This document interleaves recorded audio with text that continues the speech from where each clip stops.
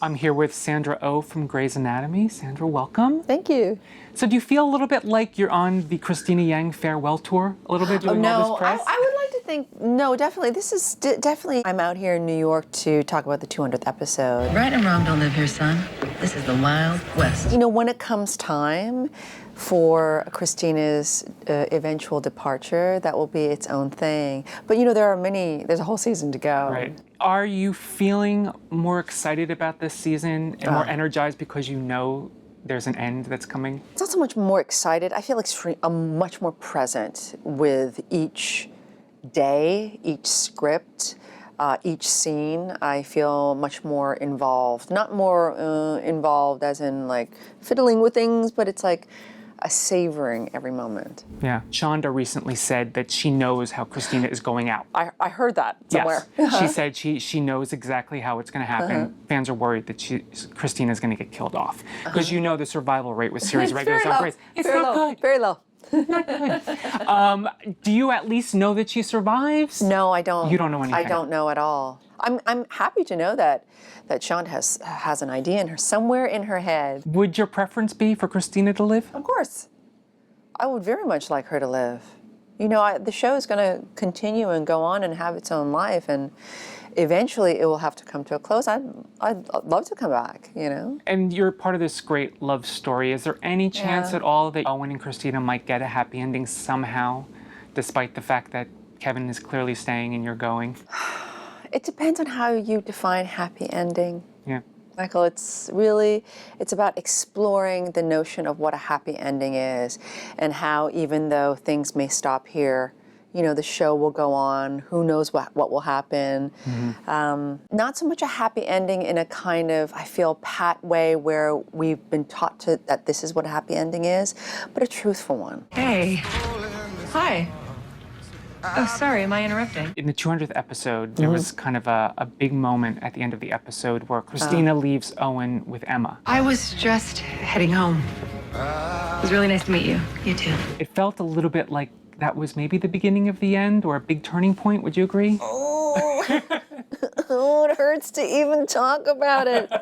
The past episodes, you know, Christina is trying to open them up and be encouraging to Owen to see other people, just try and shake it up. And you need to practice if we're going to get serious about meeting new people. At the end of this episode, we see her having to really take responsibility for having made that suggestion. Potentially, Christina seeing something coming down the line that she might not be happy with. And what about Christina possibly moving on too and meeting someone and starting to date again? Do you see that happening? You know, honestly, I can't see Christina having, if it's not Owen, I can't imagine who it's going to be. Yeah. And we also saw in this episode that she saw a little bit of herself in Shane. That'll do, Sharky. That'll do. Are we going to see maybe more of that? More of maybe he's going to be the successor? Well, you know, what I find so interesting about Shane's character is he is carrying a tremendous amount of guilt that I hope and I think that the show will start exploring. But it's nice that we're finding kind of like links with, let's say, the attendings and maybe the residents, how they can either see themselves in each other or find someone great to teach. And I like the relationship building between Christina Yang and Shane, yeah. I know it's early, but have you given any thought to what you will do after Grey's? We'll all be working until April or May. And I don't like thinking about it too much, at least the end part. But there are lots of things you know, coming up for the future for me. It's got to be exciting, though. It is. It's exciting. It's weird because it's not one thing or another, and it's constantly moving and changing. Quite honestly, being here, it's very exciting. It's exciting. It's like, oh my gosh, it's fantastic. It's New York. I'm gonna, you know, do some more theater. It'll be great. I'll be in a place where there's, you know, weather, and then it'd be nice to continue doing some films, you know, indie films or bigger films. To explore different mediums.